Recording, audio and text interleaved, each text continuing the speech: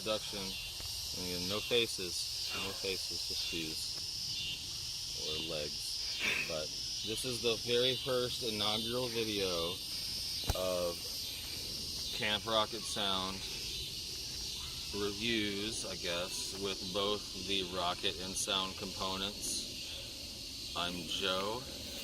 I'm an audio engineer, and I like to camp. And these shoes over here are my friend Mick. He's an aerospace engineer, and he likes to camp. So together, Camp Rocket Sound. And today, we're going to be talking about this big Agnes Bunkhouse 4. But don't let me forget to introduce our social media manager, Nami, behind the camera. So, as you can see, I've already set it up. I set it up by myself. It took about 30 minutes because I did everything wrong the first time, and I didn't read the instructions, because I think with any good tent, it should be pretty self-explanatory how to set it up, and it more or less was. Made some mistakes, and we'll talk about some of that. This is a sleeve tent, which is sometimes kind of a bummer. We're going to do a video where we set this tent up. I mean, when you have a tent this big, you have to have sleeves to have structure, but anybody that's set up these kind of things knows that you can get poles caught in here, and they can be kind of a bummer sometimes to get in and out. But overall, these have been done pretty well. They also have clips. I have heard some reviews online that were concerned about plastic clips on this tent, but overall I think it seems to be a really high quality plastic. Time will tell, and you know, this is 2020, plastic's okay. We got lots of guy lines. It comes with this nice reflective cord. This is your standard reflective cord that comes from generally Lawson Outdoor Equipment. Is the major distributor. If you go to their website, you can get this stuff by hundreds of feet spools. Oh, we got fireworks here. It's still just after 4th of July. I like the mounting point of these. This is up right where the angle in the pole is. So you've got flat sides, which make it a lot roomier, easier, more usable space up high on the inside. But because this is up so high and it's at the junction, you can see where it's, you know, all of these seams all come together here, so there's like a lot of stitching there. This is a great place to tie it down, and I bet this is going to be pretty impressively wind resistant when we're using it like out in the desert and in high wind. And a nice thing, it came from the factory with a proper bowline tied on there. So I mean, they got people at the factory tying bowlines, and it's really well done. And also all of these guy lines, they come with these pre-installed plastic tensioner doohickeys. So normally where you would tie a taut line hitch, it's got a nice little plastic thing. And again, this feels like high quality plastic. You know, it doesn't feel like it's going to break on me. And even if it does break, you can still tie a taut line hitch. This fly feels quite good quality. It is significantly thicker than the tent body itself, so you know it's a good quality fly. Oh, and something that Mick and I were discussing earlier is that they say that this is a 3-season tent. You know, I guess like most family car camping tents, but we're here in the lower 48, and with Georgia especially, and with all these guy out points, with the quality of the fly, I mean, for down here, this is a 4-season tent if you put all the stakes in and you set it up right. I mean, if you're in Nepal or Alaska or doing something crazy, maybe this isn't your best bet, but for here, this is going to stand anything you're going to have thrown at it. One thing I was really super impressed with, I'm going to bend down so don't get my face. We got really nice doubled up webbed sewn loops here. Those are really high quality. That's where your stakes go. I haven't staked anything down really. Another thing, like, because when we're doing like car camping, if we're staying someplace just one night, then we don't really want to put 20 stakes in the ground. So when I first set up this tent, my goal was to see how few stakes I could get away with. So I haven't staked any of the corners. I've only staked the vestibule corners, so 2 in the front, 2 in the rear, and then I put stakes for the poles. So that's a total of 6 stakes. It came with 12, and I bought another 12 really cheap stakes from Harbor Freight, just in case we get into a storm or something and we want to put a stake in every place, because you could probably use up 20 stakes if you put one every place you could. Nice big rear vestibule, 2 entrances. So this is an interesting detail. The little flappy do for the zipper is flared there, and I've never seen that before. That's got to cost a little bit extra in manufacturing to have it be like that. Now that you mention it, I've never seen that before either. I don't know how much it's going to really help, because I assume the idea is to give you more that you can, without dripping in there if it's raining. And so I don't know how much that actually moves it, but that's super interesting attention to detail, and it may not be, there may be a better function to it than that. Something I was expecting was, like I have an old marmot tent that has like a little sticky outy guy that will poke that out, but I don't think that's necessary. It's definitely not something that's missing, but I kind of thought that would be there. You do have this nice extension here that lifts it way up away from the inside, so you probably aren't going to have to. We'll have to do this in another video, but when I set up the tent, normally you have these ridge poles, and they'll be in this kind of weird nylon pocket or something, but this actually has a really nice plastic clip that positively locks, oh Jesus, the end of this ridge pole in here. And also I'm going to say another thing, actually it doesn't man on the fly, like this is actually a good zipper. Some people think the zipper is a bit of a bummer. Oh, I just did it backwards, so you got to remember where you're going. I've read reviews about the zipper. It'll go in this way. One thing that I think is really super cool. Oh, this one does. So you don't have a moon zipper or a half moon zipper like you have on tents. Your zippers only have one point that they come to. So you can't bring this one around. This is closed and this is open. And so you basically just have to pretty much get used to the fact that that's where the zippers are. But let's see if we can do. I got a beer in my hand. Let's see if we can do this one-handed. One thing that I really like is I've never had a tent with this feature. Is you've always got to roll up these doors. And these are supposed to actually. I guess this didn't come with them. Well, shit. Because on the advertisement video, there's supposed to be a little elastic loop here. Oh, there it is. Boom. Look at it. So instead of having to. Hey, shout out to Miller Lite. Instead of having to roll this up and do it, you can just bring your door through here. Oh, just biggity bam, and you don't have to roll it up. And so I think that's a really nice attention to detail. And while we're inside the tent, I'm going to bend down again. We got pockets. We got pockets in these corners. We got pockets in these corners. We got pockets in every single corner.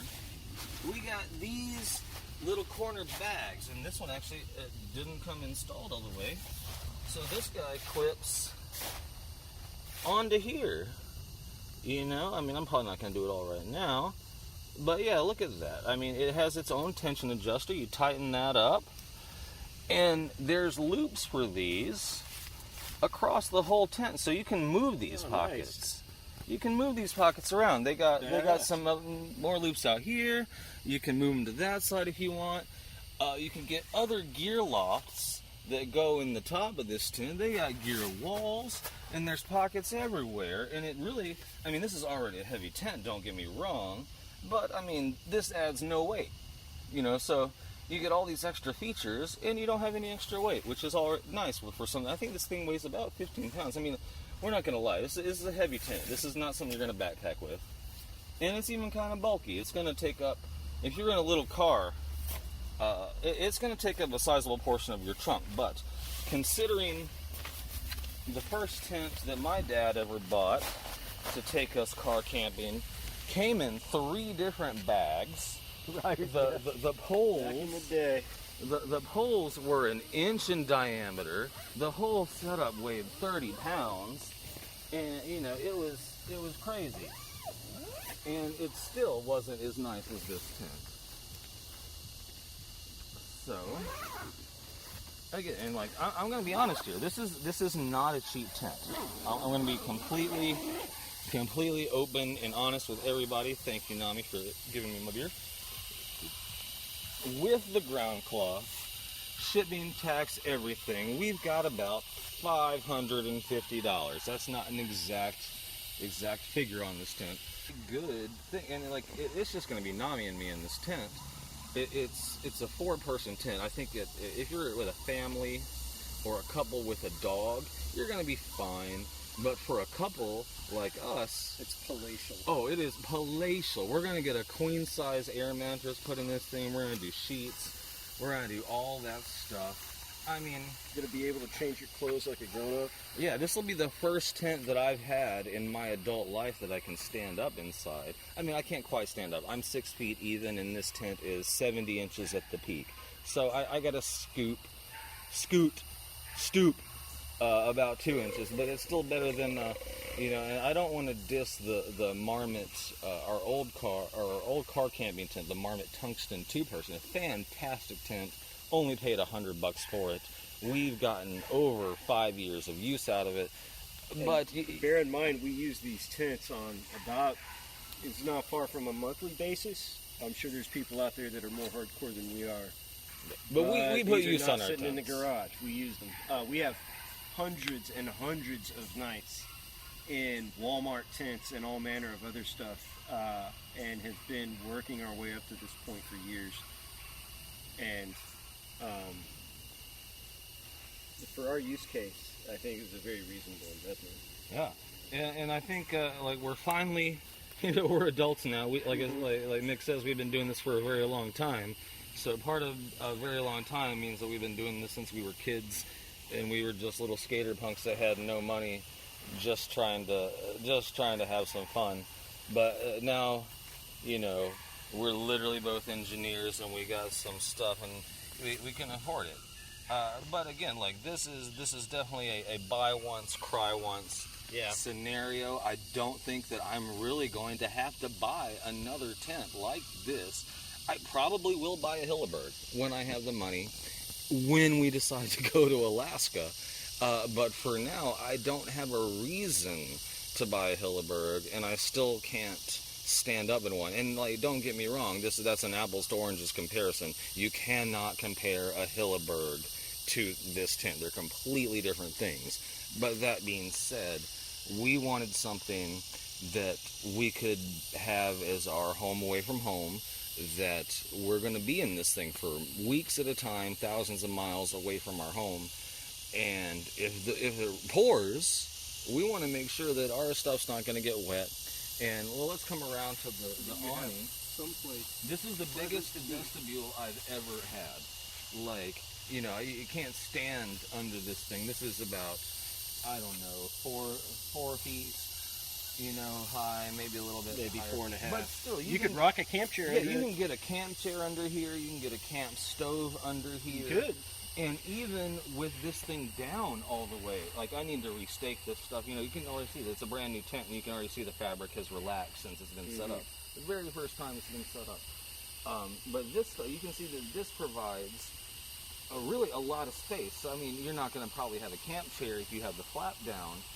But if you're with 2 people in this tent in the middle of a heinous storm, you're not going to feel cramped.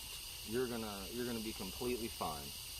And I think we have covered just about everything. We're going to have to do a video of the setup procedure. I was maybe thinking about taking it down on video tonight, but I think I'd rather go drink more beer.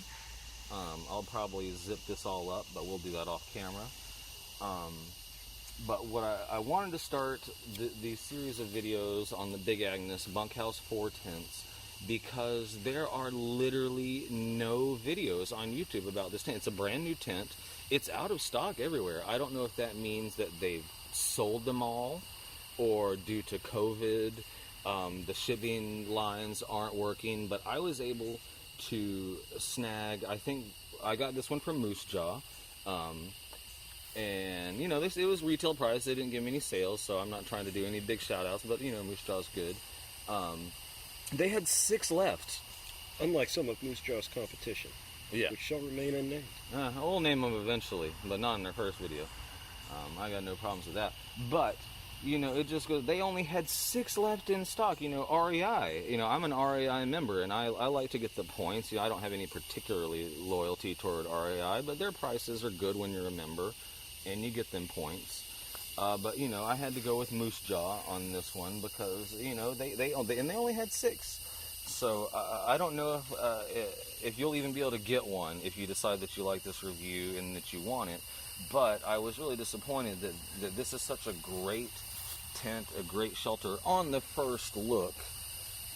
And I couldn't really find any. I like to do a lot of research. I like to be able to look at YouTube reviews and see what other people have to say before I buy something. And this is something I guess you could say we took a bit of a risk on because we didn't have any other input. There weren't too many reviews about this tent because it's so new and not a lot of people have bought it. But Big Agnes is a quality brand.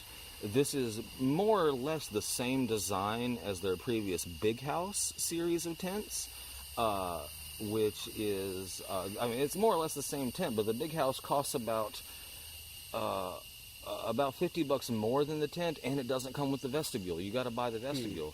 The bunkhouse comes with the vestibule. You can't not have the vestibule.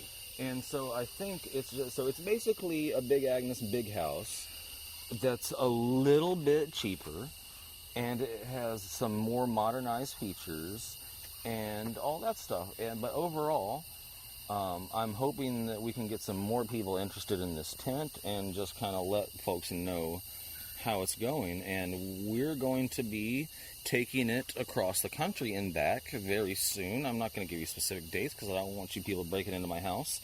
But yeah, we'll be posting some updates about how this thing actually works on the road. But I've got high hopes. I think we have enough experience with our gear to know when something is well made. But if I'm disappointed, I'll be sure to let you know. I guess that's